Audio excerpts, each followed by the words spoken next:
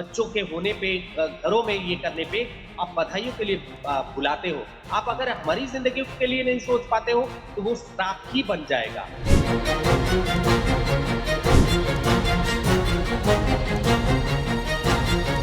हमारी लड़ाई रही है कि काउंटर्स, और अगर काउंट करते हैं तो प्रॉपर्ली काउंट कीजिए, जिससे हमें इतिहास जो लिखा जाए उसमें भी फायदे हो।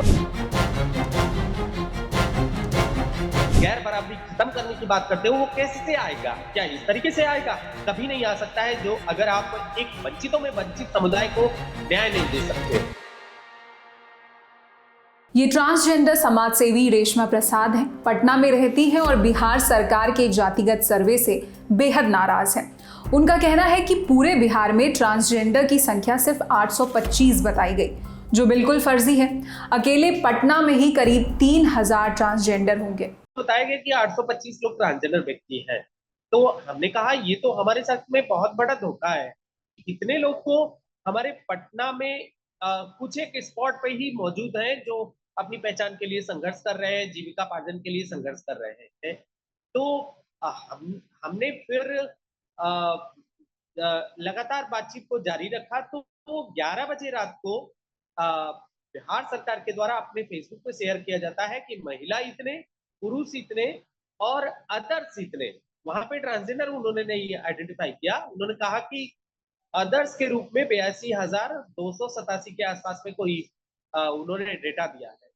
1000 में 4 व्यक्ति ऐसे होते हैं जो जेंडर डाइवर्स होते हैं। ये वर्ल्ड साइकेट्रिक एसोसिएशन कहता है कि ऐसे जेंडर डाइवर्स व्यक्ति होते हैं। तो आप खुद ही समझ लीजिए कि कितनी संख्या में लोग मौजूद हैं।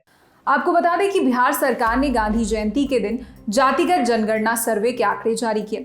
इसके लिए बकायदा 214 कास्ट कोड बनाए गए। एक कास्ट कोड में एक से ज्यादा नाम भी रखे गए। इन कोड्स में 22 नंबर पर किन्नर या हिजड़ा या ट्रांसजेंडर को रखा गया था।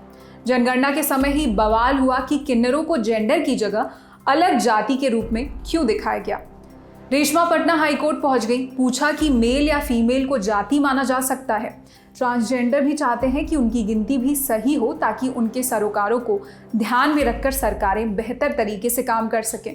उन्हें सही तरीके से आरक्षण दिया जाए ताकि उनका जीवन बेहतर हो सके। सबसे ज्यादा जरूरत तो आरक्षण की है, क्योंकि बिहार सरकार ने माननीय उच्चतम न्यायालय में हमारे पिटीशन के बाद उन्होंने इस पर जवाब दिया। तो उसमें 500 में एक पद आरक्षित किए, पुलिस के और दरोगा के।